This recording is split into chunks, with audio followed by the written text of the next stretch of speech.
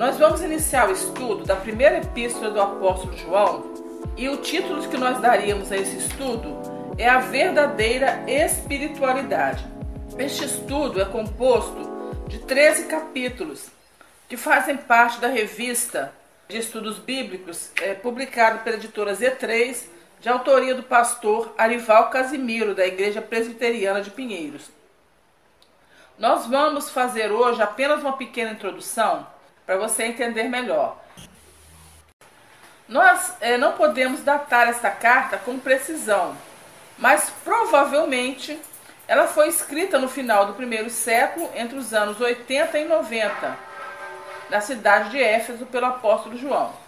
Nós sabemos, especialmente pelos pais da igreja, pelos primeiros pastores da igreja primitiva, através de cartas, que João foi durante muitos anos pastor da igreja em Éfeso. Ele escreveu aos crentes de sua época com o objetivo de motivá-los a enfrentar o falso ensino. Os falsos mestres questionavam a pessoa e a obra de Jesus, bem como a segurança da salvação daqueles que criam no Filho de Deus. Então hoje também nós vemos isso, né? Então essa heresia, esse ensino falso já é bem antigo, não é de hoje, né? Como nós podemos dizer. O objetivo nós estudarmos o Evangelho, a primeira carta de João, aliás, é conhecer e viver a verdadeira espiritualidade, como nós falamos de acordo com o título desse estudo. E por que nós estudarmos também hoje a primeira carta de João?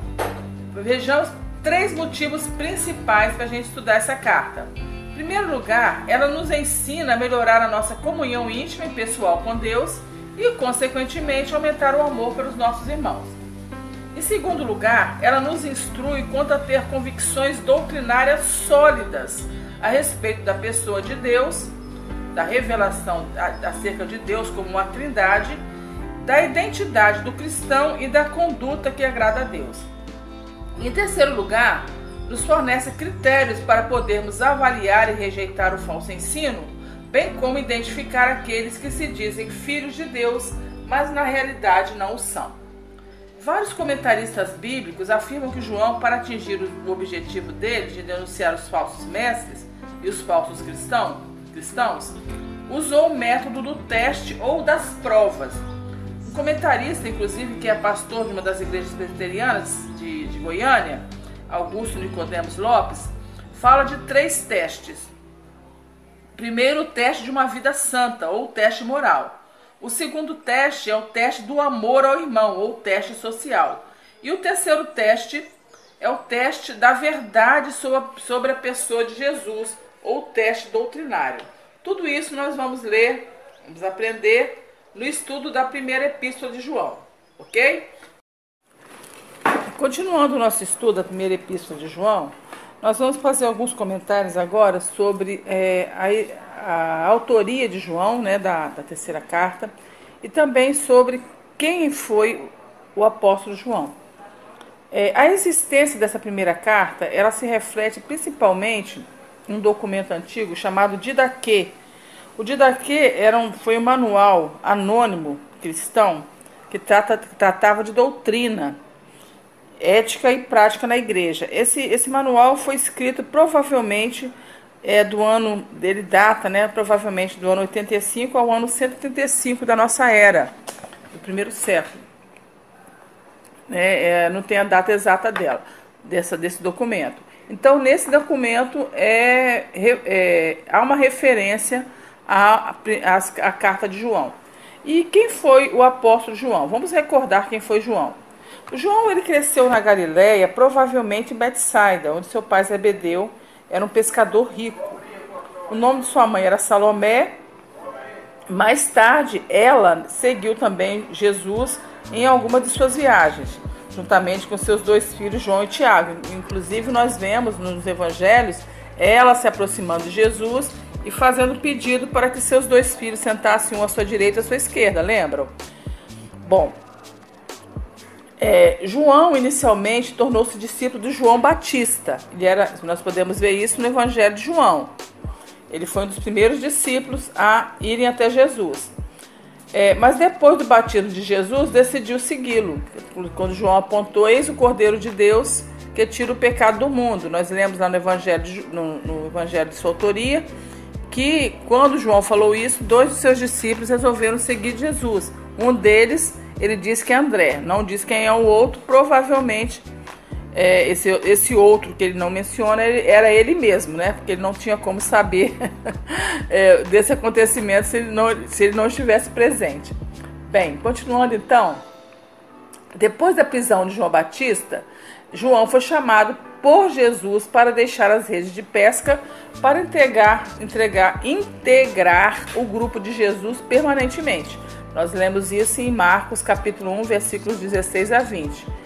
E tornou-se mais tarde um dos 12 apóstolos. Após Jesus passar a noite em oração, nós lemos também nos evangelhos, ele chamou aqueles que seriam os seus 12 apóstolos que estariam mais perto dele e receberiam instruções mais detalhadas dele. Nós lemos isso, a escolha dos 12, nós lemos, por exemplo, no Evangelho de Marcos, capítulo 3, versículos 13 a 19. João fazia parte de um círculo mais íntimo dos apóstolos. E esse círculo estava mais próximo e mais presente com Jesus em momentos importantes do seu ministério. Por exemplo, na ressurreição da filha de Jairo, que nós lemos lá no Evangelho de Lucas, capítulo 8, 51. No Monte da Transfiguração, quando Jesus foi transfigurado, que nós lemos, por exemplo, no Evangelho de Lucas, capítulo 9, verso 28.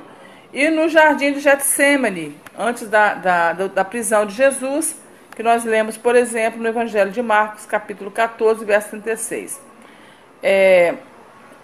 Também nós aprendemos no Evangelho de João que João conhecia o sumo sacerdote e pôde estar presente no julgamento de Jesus. Inclusive, no seu Evangelho, ele nos transmite como aconteceu e provavelmente as informações que nós temos nos outros evangelhos sobre o julgamento do Senhor Jesus foi porque João estava presente e João pôde ser testemunha dos fatos. João também foi o único discípulo que esteve presente na crucificação de Jesus. Inclusive, nós vamos ler que Jesus passou para ele a responsabilidade de cuidar da sua mãe, né? Jesus virou para João da cruz e disse para Maria: mulher, eis aí o teu filho, e para ele, eis aí a tua mãe. E João tomou conta de Maria até o dia da morte dela. Ele foi um dos primeiros a ver o túmulo vazio. Nós lemos isso lá no capítulo 20, versículos 1 a 8 do seu Evangelho. E a testemunhar o Cristo ressurreto, primeiro na casa com as portas trancadas. Nós lemos também no Evangelho de sua autoria, capítulo 20, versos 19 a 28, e depois no Mar da Galileia, no capítulo 21 do seu Evangelho, versículos 1 a 24. Depois que Jesus subiu aos céus, da ascensão de Jesus, João ficou na Palestina por algum tempo, não sabemos ao certo quanto tempo, mas ele estava por lá, mais ou menos na metade dos anos 40 depois de Cristo, quando Paulo visitou Jerusalém com Barnabé, que nós lemos em Gálatas, capítulo 2, versos 6 a 10.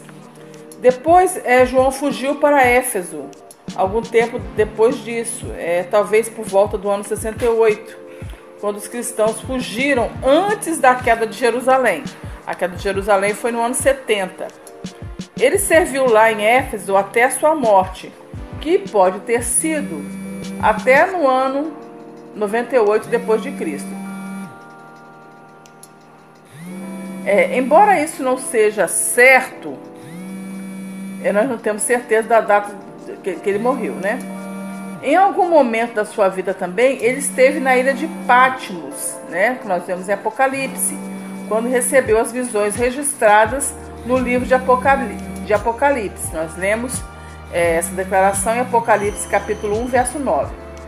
No início de sua vida, João era vigoroso e quase temperamental. Jesus chamava ele, seu irmão Tiago, por exemplo, né? Nós lemos isso lá no Evangelho de Marcos, capítulo 3, 17, de filhos do trovão. Vocês imaginam por que Jesus chamava João assim. Ele devia ter um temperamento bem forte, né? Mas à medida que a realidade de Cristo se aprofundava em sua alma, ele se transformou no grande apóstolo do amor, como mostram os seus escritos. Não temos certeza de quando suas cartas foram escritas, né? Nós não temos certeza. Como nós falamos no início da aula, nós imaginamos, né? Imagina-se que foi depois do ano 80. Mas pelo conteúdo é mais provável que tenha sido mais próximo do fim da sua vida e não no começo.